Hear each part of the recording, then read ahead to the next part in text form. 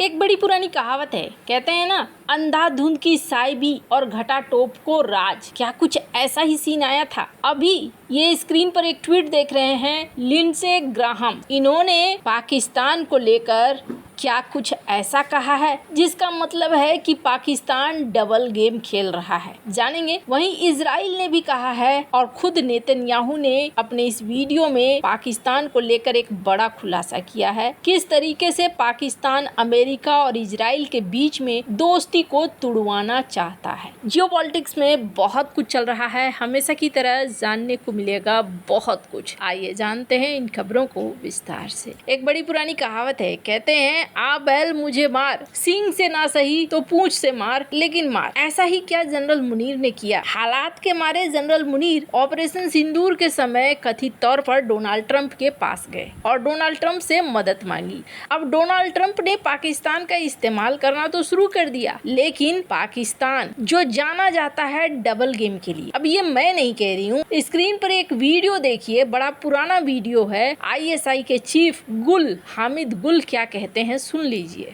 तो कहेंगे कि आईएसआई ने अमेरिका की मदद से सोवियत यूनियन को अफगानिस्तान में शिकस्त दे दी। फिर एक और जुमला होगा, आईएसआई ने अमेरिका की मदद से अमेरिका को शिकस्त दे दी। यहाँ पर हामिद गुल ने कहा कि इतिहास में एक कहावत होगी और वो कहावत ये होगी कि पाकिस्तान ने सोवियत संघ को अमेरिका की मदद से हरा दिया, और ये भी कहावत होगी कि अमेरिका को अमेरिका की मदद से हरा दिया। लोग तालियां बजाने लगते हैं।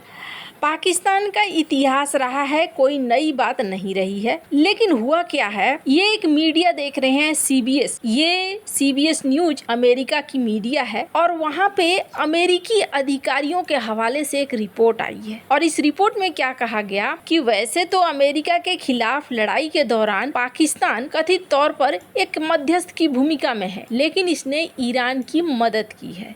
संघर्ष के बीच पाकिस्तान ने चुपके से ईरानी सेना के विमानों को अपने एयरबेस पर उतरने की इजाजत दी थी ताकि वो अमेरिकी हमलों से सुरक्षित रह सके। इस खुलासे से पाकिस्तानी आर्मी चीफ असीम मुनीर और पीएम शहबाज शरीफ के मध्यस्थ की भूमिका पर सवाल खड़े हो गए। ईरान और अमेरिका के बीच पाकिस्तान एक मुख्य मध्यस्थ है, बिचौलिया बना हुआ है, जो खुद को निष्पक्ष दिखाने की कोशिश कर रहा है कि ना मैं तुम्हारे तरफ ना मैं तुम्हारे तरफ। ईरानी सैन्य विमानों को नूर खान एयरबेस पर पार्क किया गया था। पाकिस्तान की सेना और सरकार ने इसके लिए ईरान को इजाजत दी थी। ये मैं नहीं कह रही हूँ, ये सीबीएस न्यूज कह रहा है, जिसमें अमेरिकी अधिकारियों के हवाले से दावा किया गया है और इसमें कहा जा रहा है कि अब इसकी भूमिका, पाकिस्तान की भूमिका संदेह के घेरे में आ गई है। लिंडसे ग्राहम का ट्वीट देखिए, ईरान और अमेरिका अन्य पक्षों के बीच में मध्यस्थ के तौर पर पाकिस्तान की भूमिका का पूरी तरह से पुनर्मूल्यांकन करना होगा। इजराइल के प्रति पाकिस्तानी रक्षा अधिकारियों के कुछ पिछले बयानों को देखते हुए अगर ये बात सच निकलती है तो मुझे कोई हैरानी नहीं होगी। कहा जा रहा है कि अप्रैल की शुरुआत में ईरान ने कई विमानों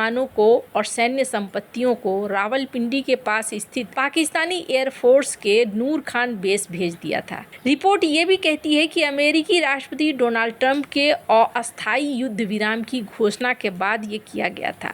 ईरान ने अपने कई अहम लड़ाकू विमानों को नूर खान बेस में पार्क कर दिया। बताया गया कि वहां तैनात विमानों में ईरानी वायुसेना का एक RC-130 टोही विमान भी शामिल था। ये विमान लॉकहीड C-130 हरकुलस परिवहन विमान का ही एक निगरानी विशेष विमान है। इसके अलावा और भी कुछ चीजें भेजी गई थी। अमेरिकी अधिकारियों का कहना है कि पाकिस्तान में विमानों की आवाजाही का मकसद ईरान के बाकी बचे विमानन और सैन्य साजो सामान को अमेरिकी हमलों से बचाना था, क्योंकि इलाके में तनाव बढ़ रहा था। रिपोर्ट में ईरान ने अपने नागरिक विमानों के पड़ोसी देश अफगानिस्तान में भेजने का भी दावा किया गया। कहा जा रहा है कि पाकिस्तान की तरफ से तुरंत रिप्लाई आया, स्क्रीन पर आप देख सकते हैं, जिसमें कहा गया कि नहीं, ऐसा कुछ नहीं है, हमने ऐसा बिल्कुल भी नहीं किया है और हम ऐसा कर नहीं सकते हैं। लेकिन इजराइल के प्रधानमंत्री नेतन्याहू का भी एक बयान आ रहा है, इस वीडियो में सुनिए।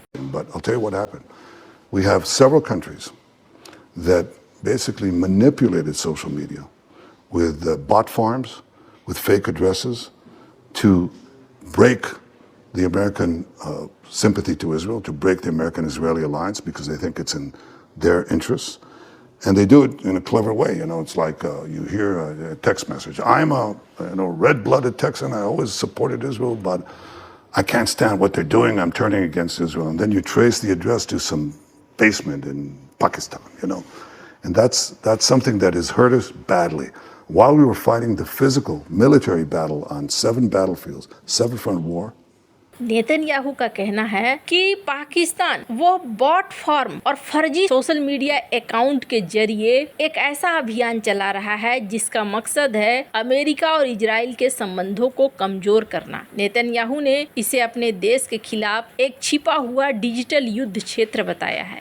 नेतन्याहू ने कहा कि कई देशों ने नकली अकाउंट का इस्तेमाल करके सोशल मीडिया में हेर फेर किया है। पाकिस्तान जैसे ये देश अमेरिका की इजराइल के प्रति सहानुभूति को कम कर रहे हैं। हाल के दिनों में इंटरनेट पर इजराइल विरोधी मैसेज लगातार फैले हैं। इन संदेशों के बारे में जब पता किया जाता है तो इनकी शुरुआत पाकिस्तान से होने की बात सामने आती है। पाकिस्तान के इजराइल के साथ कूटनीतिक संबंध नहीं है। दोनों देशों में तनातनी देखी जाती है। पाकिस्तान ने गाजा और ईरान में इजराइल के हमलों की कड़ी आलोचना भी की। दूसरी ओर इजराइल ने बार बार पाकिस्तान की सैन्य ताकत से खतरा भी जताया है। पाकिस्तान के परमाणु हथियारों को लेकर इजरायली नेता कई बार बोल चुके हैं। वहीं नेतन्याहू ने भारत की तारीफ की और कहा कि इजराइल को आज भी सम्मान मिलता है। भारत की आबादी 1.4 अरब है, जहां इजराइल बहुत लोकप्रिय है। मैं अपनी पत्नी के साथ भारत गया था। हमने भी पीएम नरेंद्र मोदी का यहां खुले दिल से स्वागत किया। बेंजामिन नेतन्याहू ने जमकर तारीफ की भारत के बारे में और इन्होंने वैसे तो और भी कई खुलासे किए, लेकिन पाकिस्तान के ऊपर इस वक्त गुस्सा दिख रहा है। इसका क्या मतलब है? अमेरिका जाकर क्या कुछ एक्शन ले लेगा? अभी डोनाल्ड ट्रंप कोई एक्शन नहीं लेंगे। अभी इनकी रक्षा मंत्री की सुने, पाकिस्तानी रक्षा मंत्री की, तो उनका कहना है कि हो सकता है चाइना जाने से पहले पाकिस्तान में 2 घंटे के लिए डोनाल्ड ट्रंप रुके। अब आपको लगेगा कि ये क्या बात हुई? यहाँ एक तरफ इस तरीके के मैसेज निकल के आ रहे हैं, उनके मंत्री ये बातें कह रहे हैं, और दूसरी तरफ डोनाल्ड ट्रंप पाकिस्तान जाएंगे। आधिकारिक पुष्टि नहीं हुई है, लेकिन अगर ख्वाजा आसिफ सही होते हैं और डोनाल्ड ट्रंप पाकिस्तान जाते हैं तो ऐसे समझ लीजिए कि ये एक जियोपॉलिटिक्स का हिस्सा है। मैंने